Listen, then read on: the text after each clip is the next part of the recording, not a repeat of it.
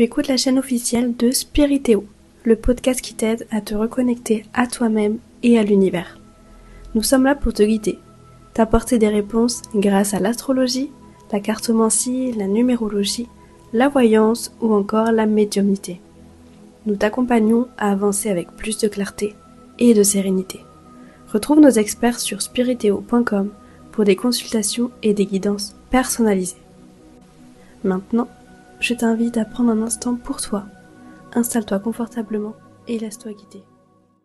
Bonjour à toi, je suis Diana Mena, je suis voyante et thérapeute sur Spiritéo. Alors aujourd'hui, ce podcast pour parler des mémoires d'autres vies et de voir si ce n'était pas ta première blessure. Alors installe-toi confortablement, on va démarrer. Est-ce que tu as déjà eu cette impression étrange que certaines douleurs, certaines peurs, certains liens ne venaient pas vraiment de ta vie actuelle? Comme si tu portais une mémoire qui ne t'appartenait pas vraiment, ou pas totalement.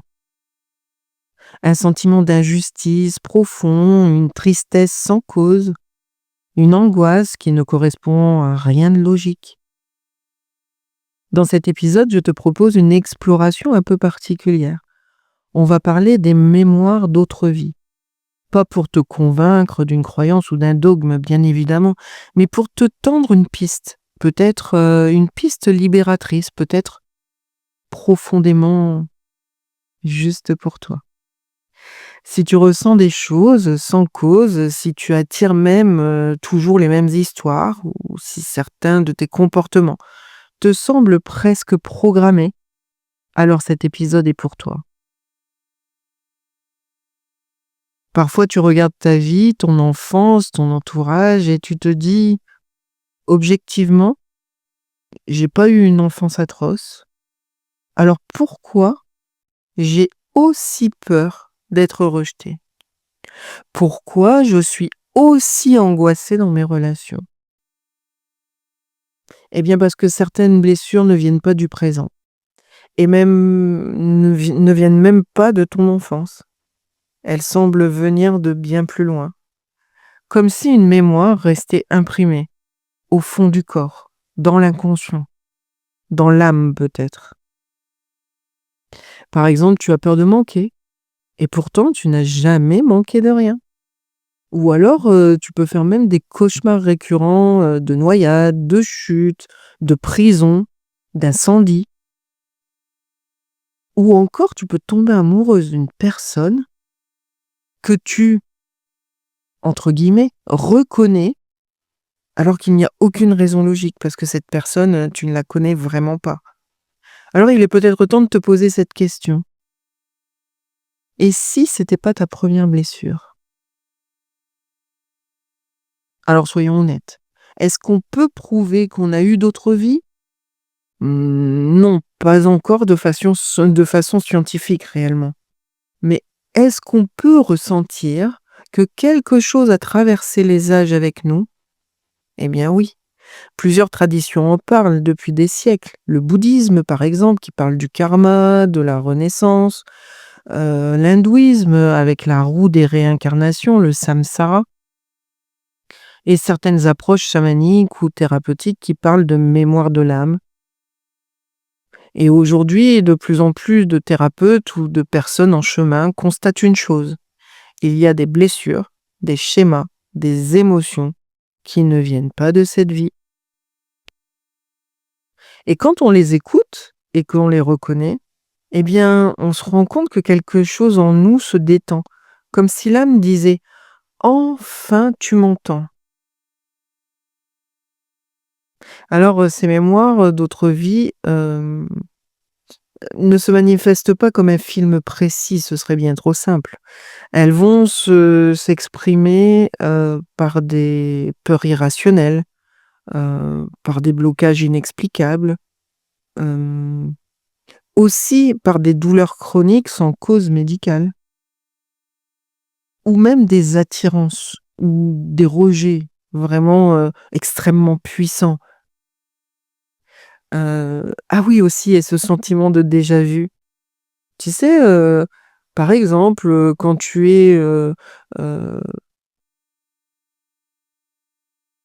dans un endroit et que cet endroit te parle, tu le connais, au fond de toi, tu connais cet endroit. Ou alors quand tu es terrorisé à l'idée d'être abandonné, alors que tes parents ont toujours été présents factuellement, tu sais que tes parents t'ont aimé, ont été présents. Hem Ah oui, aussi quand tu ressens une affinité immédiate avec une culture ou une époque. Quand tu vas être, vachement attiré par le Moyen Âge, par exemple, ou alors, attiré par la culture, je sais pas moi, asiatique si tu es pas asiatique ou, afro si tu n'es pas afro, tu vois? C'est, des choses qui sont viscérales, en fait. Et aussi, bien sûr, on en a déjà parlé, mais quand tu tombes dans des relations toxiques, malgré toute ta bonne volonté. Et puis alors parfois, c'est ton corps qui te parle. Une gorge qui se serre, quand tu prends la parole, une douleur dans le dos quand tu veux avancer. Ça peut être également une fatigue brutale quand tu te rapproches de certains lieux, heu, qui ont un certain thème, tu vois? Ce sont des indices subtils, ton âme te parle et elle attend d'être entendue. Alors, i c'est difficile parfois, tu vois, de faire, la différence avec ton histoire actuelle et potentiellement ce qui pourrait venir d'autres vies. Parfois tout semble s'en mêler. Les blessures de l'enfance, les traumas transgénérationnels, les mémoires d'autres vies. C'est vrai que ça peut être difficile d'y voir clair parce que si en plus, par exemple, tu as vécu une enfance qui est un peu difficile, oui, de démêler, ce qui vient de là et ce qui vient d'ailleurs, ça peut être compliqué. Alors, je peux te donner quelques pistes. Si tu as tout travaillé et que tu as fait de la thérapie et que tu connais ton histoire familiale et que ça ne passe pas, alors là, regarde un peu plus loin. Ou alors si tu vis une émotion qui est complètement disproportionnée, sans raison dans ta vie actuelle, alors oui, il faut t'interroger là-dessus. Hem, Si tu ressens une histoire ou une époque ou peut-être un visage, je sais pas, sans comprendre mentalement, Heu, écoute quand même ce qui se passe. Je te dis pas que tout vient d'une autre vie, tu as bien compris, mais je te propose de laisser cette porte entrouverte. Alors est-ce qu'on peut guérir des mémoires d'autres vies? Oui, mais ce n'est pas une guérison mentale ou logique, c'est une reconnaissance, une forme de paix intérieure.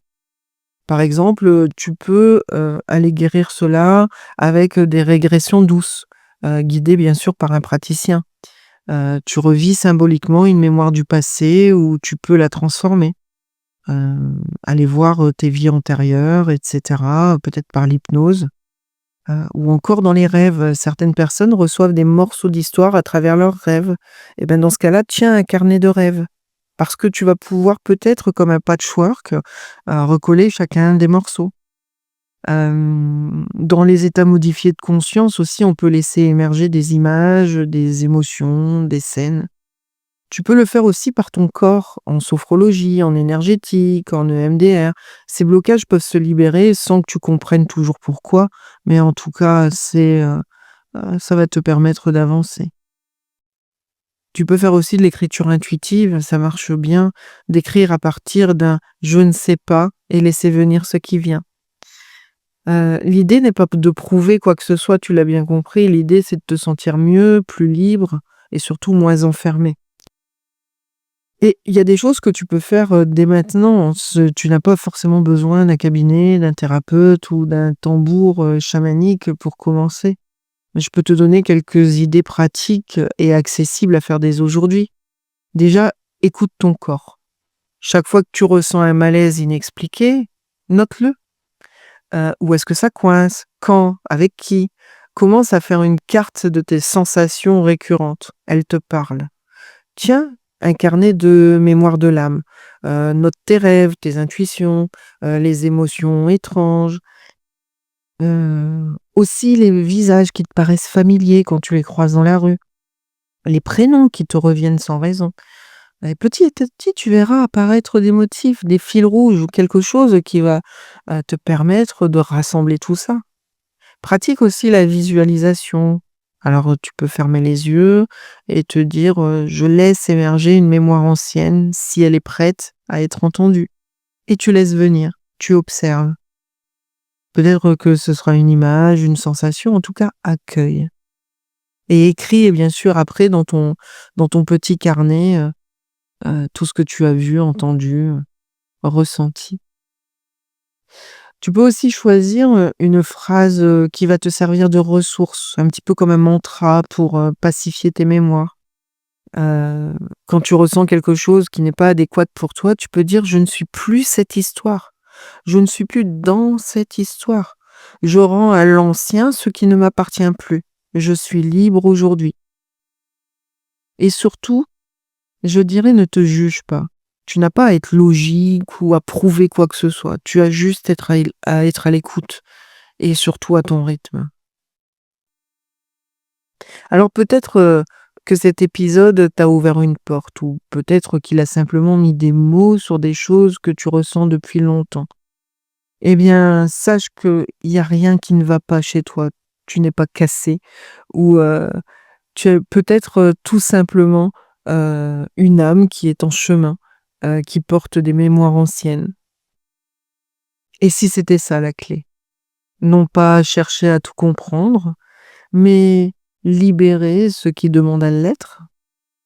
Libérer tout cela avec douceur, avec conscience, avec amour.